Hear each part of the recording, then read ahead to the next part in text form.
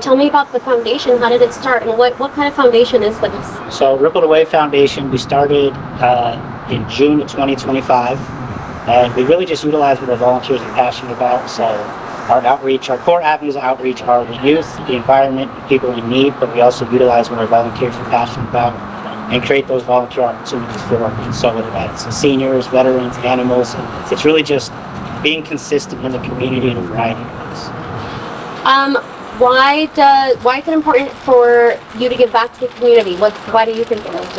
I've been giving, part of giving back in the community for over a decade. I was running another organization for almost 12 years. Decided to start this one last year. But it's really just, it's really inexplainable as far as the feeling you get from helping other people, but also providing others with that opportunity as well. Empowering volunteers. It's just really, you see the impact of each and every project from every person that says thank you, from the volunteers that enjoy themselves. It really just, it's important to me to just always provide a consistent opportunity for volunteers.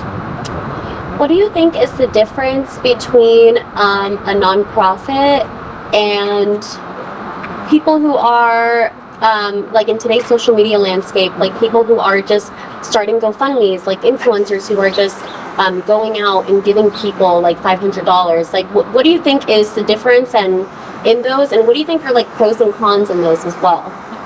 I think there's a lot of different pros and cons. Differences wise is an organization versus an individual or a volunteer. As an organization, there's certain things that you have to abide by, certain things you have to be mindful of. Incorporating with the state, just staying up to date on paperwork. And as an individual going out, you don't have to do anything. You just kind of do it like that. You just go out and give people money, things like that. There's different benefits to each one. If you have a platform and you're using it for something positive, I'm all for that. And for organizations, in order to stay consistent like we do, you got to, solicit donations. We have to always recruit volunteers and, fundraise. There's so much more that goes into it as an organization versus, as a person. You can kind of wake up one day and be like, let's go help real quick. But as an organization, everything's planned and coordinated. You got to make sure you have inventory, you got to make sure you have volunteers, supplies, everything like that. So there's a lot of differences between the two. Would you say that, with that being said, would you say things are getting more competitive in that sense? Comparing social media influencers to nonprofits? Not really. Just in my experience within the past 13 years of running nonprofit organizations, there's two different lanes really. Nonprofits, if you focus on what other people are doing versus just being active and just focus on your mission, what you're doing, kind of energy and attention is on us.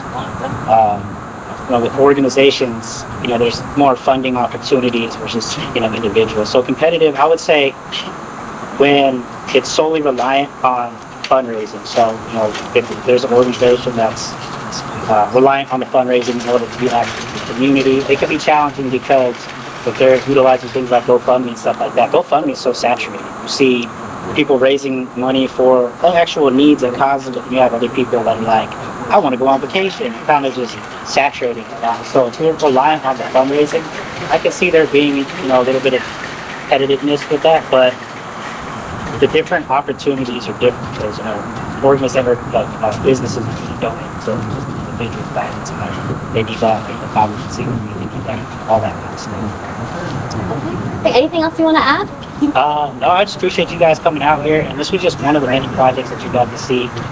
We got a project we're running pretty much every weekend, ranging from cleanups, providing wellness kits to individuals in need. We're doing a talent show, we got garden projects. Really, every weekend is something new. So just a lot of different volunteer opportunities. So if anybody's looking for ways to give back, they got ideas, passionate about a topic, they know how to kind of get started with that, reach out to the Rippled Away Foundation to help bring this fruition.